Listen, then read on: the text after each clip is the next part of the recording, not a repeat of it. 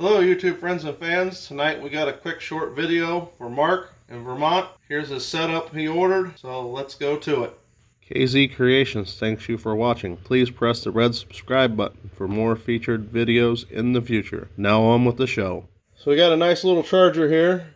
Turn it on. Our alligator clips from the charger. We got a lead into a fuse, into a terminal block down here for each the positive and negative. We also have our switch here, double pull, double throw switch. It's illuminated, made by Sea-Dog, and it's going to reverse the polarity on the motor, and you can watch it go.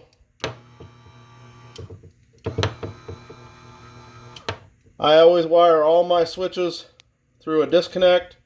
That way, if I need to service the motor, I can always pull here, but it's a lot simpler to pull this 2-wire disconnect. If you want any help, see below my contact information. Thanks for watching. Catch you on the next video. Hit the like, subscribe, and see you on the next video.